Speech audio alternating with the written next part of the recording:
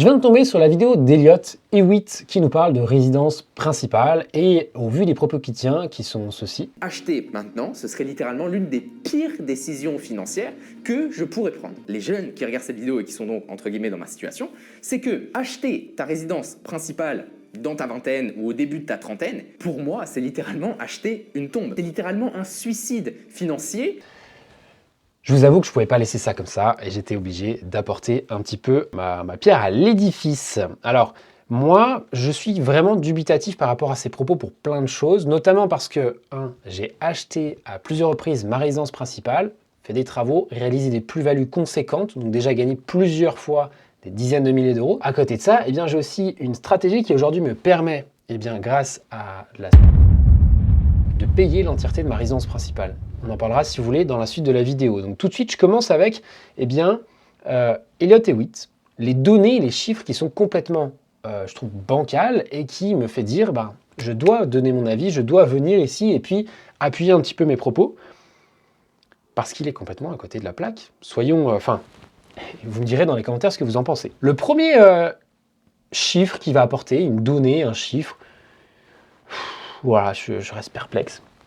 Le ratio du prix de l'immobilier divisé par le revenu des personnes qui habitent au sein d'une ville. Donc admettons, on est à Paris, le prix d'achat c'est 10 000 euros du mètre carré, et votre revenu c'est 2 000 euros. Vous divisez l'un par l'autre. Et on évolue, on compare justement dans différentes villes du monde, dans différentes villes d'un pays, ce ratio. Et de se dire, si le ratio est très élevé, ça veut dire que le prix d'achat est trop important par rapport au revenu. Malheureusement, dans le temps, depuis les années 80 jusqu'à aujourd'hui, effectivement, ce taux a tendance à augmenter. Donc, c'est-à-dire que nos revenus n'augmentent pas aussi vite que les prix de l'immobilier, on perd en pouvoir d'achat. Pour moi, ce n'est pas tant une histoire de revenus, c'est plutôt une histoire d'inflation, d'émission monétaire. Je ne rentre pas dans les détails, ce serait trop compliqué pour cette vidéo-là. Ce qui m'embête vraiment par rapport à ces chiffres, c'est qu'il va prendre des capitales, donc les plus grosses capitales à travers le monde dans lesquelles les prix sont exorbitants. Habitez-vous dans une capitale, peut-être que c'est votre cas, vous êtes peut-être concerné par ces chiffres. Si ce n'est pas le cas, n'ayez pas peur de ces chiffres-là parce qu'ils ne vous concernent pas. Si vous êtes dans une ville d'environ 100 000 habitants, vous n'êtes pas du tout sur les mêmes ratios et encore moins si vous êtes en campagne sur des 10-20 000 habitants, voire des villages de 500. Bref.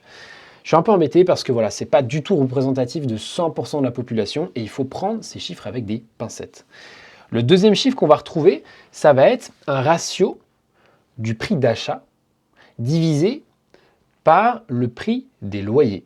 Et donc, grâce à ce ratio, on peut se dire qu'il y a des villes dans lesquelles il est bon d'acheter sa résidence principale parce que c'est moins cher que d'être locataire. Et à l'inverse, il y a d'autres villes dans lesquelles c'est plus favorable de payer un loyer que d'acheter.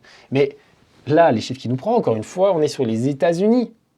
Elliott, il me semble qu'il parle français, il me semble qu'il a peut-être au moins grandi, même si aujourd'hui il est à Panama, grandi en francophonie, donc je sais pas, en France, en Suisse, en Belgique, peu importe, je sais même pas d'où est-ce qu'il vient ce petit Elliott, jeune Elliott.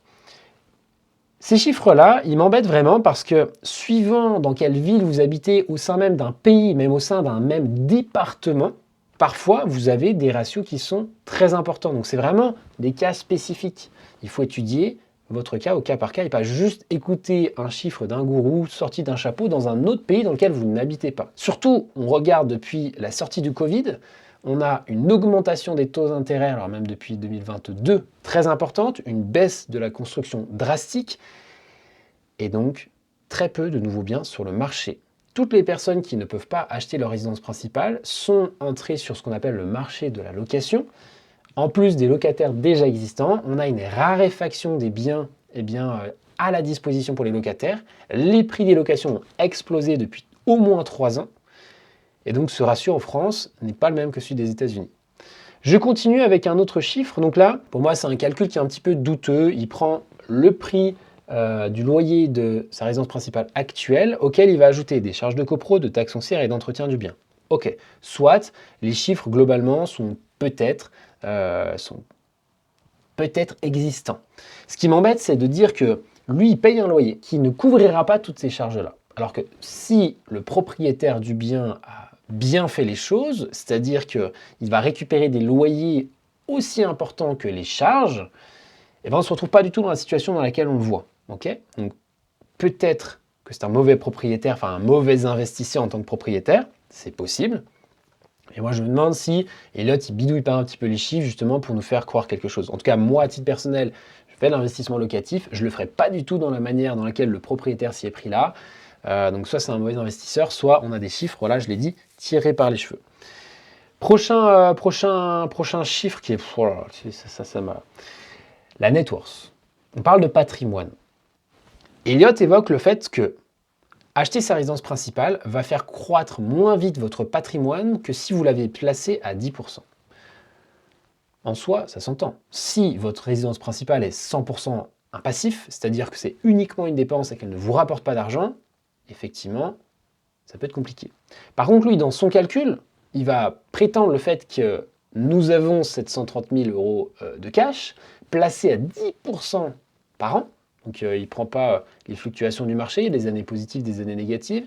Vous avez les impôts aussi à retirer de ça.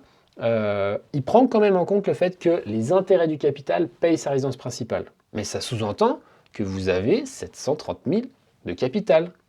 Est-ce que, on va en parler après, de notre situation, la vôtre, la mienne, toute situation est différente, mais ça m'embête un petit peu quand même parce que la majorité des gens vont se retrouver dans un cas de figure totalement différent. Je reviens dessus après. Dernière chose, allez, c'était plus pour la blague ici. Elliott évoque le fait qu'il n'est pas prêt à acheter sa résidence principale aujourd'hui. Effectivement, c'est le propos de sa vidéo. Mais qu'il a quand même une imagination grande et folle et des grands projets d'acheter quelque chose, je crois, de 700 mètres carrés. Incroyable. Et qu'il a déjà fait les plans avec des architectes. Il a déjà tout en tête. Voilà pour la petite anecdote. La petite image qui nous met sur la vidéo, bon, c'est certainement un petit coup de chat GPT. Oui, ça fait bien, ça a l'air joli. Mais regardez un petit peu les escaliers, où est-ce qu'ils terminent. À droite, il termine dans une pièce alors qu'il y a un mur. À gauche, on est déjà au sommet de l'appartement, il y a un escalier qui continue de monter. Bref. Bon, c'était plus pour la blague, je ne veux pas critiquer ça. Ça se trouve que lui aussi, il a voulu aller vite. Bref. Je continue. Bon, avant de vous donner ma stratégie que j'ai utilisée justement dans l'immobilier, eh bien, on va essayer de réfléchir à votre situation. Qui êtes-vous aujourd'hui? Quelles sont vos possibilités? Parlons chiffres, parlons de votre réalité et pas celle, la réalité potentielle de quelqu'un d'autre dont on ne sait même pas si c'est réel ou pas. Quels sont vos revenus actuels? 1000, 2000, 10, 20, 30 000 euros par mois? Je vous pose la question. À vous de répondre à cette question. Quel est votre patrimoine? Est-ce que vous possédez 10, 20, 30 000 euros? Peut-être 500, peut-être 1 million d'euros en bourse, en crypto-monnaie, en cash sur votre compte? Comme un certain Elliott Hewitt par exemple. Ce que je vous amener par rapport à cette micro-réflexion, c'est que, en tout cas, moi, à titre personnel, je ne suis pas dans la situation d'Elliott. Donc je ne vais pas réfléchir comme Elliott. Je ne vais pas pouvoir me dire que je vais placer 700 000 à 10% par an. Déjà, les 10%, est-ce qu'on va les obtenir? À titre personnel, j'ai aussi réalisé du trading. Je réalise du trading et je réaliserai du trading. Quand je commence par j'ai, c'est parce que je connais mes performances passées. Je ne connais pas les futures. Mes performances passées, oui, elles sont positives, mais elles ne me font pas doubler mon capital tous les ans, qu'on soit bien d'accord. Et c'est pas ça qui paye ma résidence principale. Pourquoi? Parce qu'au début, je n'ai pas ce gros capital. La seule façon aujourd'hui d'avoir du capital, la meilleure façon, ce serait de créer un business, qu'on soit tous d'accord. Si vous n'avez pas de business et que vous avez juste un CDI, peut-être que la meilleure situation, ce serait d'acheter de l'immobilier. Parce que du coup, vous commencez à accumuler un patrimoine que vous n'auriez pas eu si vous étiez locataire, tout simplement. Et on ne parle pas de stratégie de passer de 10 à 12% par an, genre juste quelque chose qui est mathématique et limite qui vous oblige à le réaliser. Parce qu'une fois que vous avez le crédit, vous êtes obligé de le payer. Vous ne dites pas, bah tiens, je vais m'acheter une paire de baskets ou aller au resto. Non, je dois payer ce crédit-là. Et cet argent que je mets de côté aujourd'hui de manière volontaire et un peu forcée, je vais pouvoir le récupérer plus tard et faire d'autres projets plus conséquents. Donc, je vous passe les détails de est-ce que la situation d'Elliott, elle est legit ou pas? Est-ce que sa réalité est réelle ou pas? C'est pas mon sujet, mais on peut se poser la question. En tout cas, moi, ce que je me suis dit, c'est pour ma stratégie. Ce que j'ai réalisé déjà depuis 2017, je gagnais 1500, enfin même pas à cette époque-là, je gagnais pas 1500 euros par mois, je devais être à 1400, 1450 euros par mois. J'achète une résidence principale, oui, j'ai un petit peu d'apport. Je fais des travaux, je rénove. Je loue un petit peu, puis je vends. Et qu'est-ce qui se passe après? Une fois que j'ai vendu, je récupère plus de capital. Et donc j'en achète 2. Au lieu d'en avoir 15, j'en achète 2. Et ensuite, on fait grossir la boule de neige comme ça. Dans le deuxième, c'est du locatif, on n'en parle pas, parce que là, on parle de résidence principale. la résidence principale que j'ai achetée, la deuxième, j'ai refait des travaux, j'ai de nouveau une plus-value, j'ai détaché une partie du bien vendu pour récupérer du cash pour faire le locatif, et au sein de la résidence principale, qu'est-ce que j'ai fait? Eh bien, j'ai divisé l'espace pour vivre moi dans une partie et sous-louer les autres parties qui m'aident à financer la globalité du bien. Donc, je ne suis pas avec un passif, je suis avec un actif. Ma résidence principale me rapporte de l'argent. C'est pas du tout les propos d'Eliott, peut-être parce que forcément, ou il connaît pas cette stratégie, ou éventuellement il va pas la marketer, parce que lui derrière il vend forcément des produits de trading, donc il va pas s'amuser à dire que l'immobilier c'est mieux. Et je vous dis pas que l'immobilier c'est mieux, je vous dis juste de réfléchir à votre situation. Dans vos possibilités actuelles, est-ce que c'est plus simple de vous créer un patrimoine de trading d'1 million à partir de quelle est votre somme d'argent aujourd'hui? Si vous faites 20% par an, faites les calculs ils sont assez simples à faire. Ou est-ce qu'il ne faut pas mieux commencer par essayer de gagner ses premiers 10, 20, 30 000 euros dans l'immobilier, louer, réduire ses dépenses, augmenter son taux d'épargne, sa capacité d'investissement, ou peut-être même se faire plaisir pour partir en vacances. Chacun est libre de cette situation. Si c'est quelque chose qui vous intéresse, il y a un lien dans la description, vous pouvez regarder, je vous explique tout ça un petit peu plus en détail. C'était Valentin, on se retrouve bientôt pour une prochaine vidéo. N'hésitez pas à vous abonner à la chaîne. À bientôt, ciao.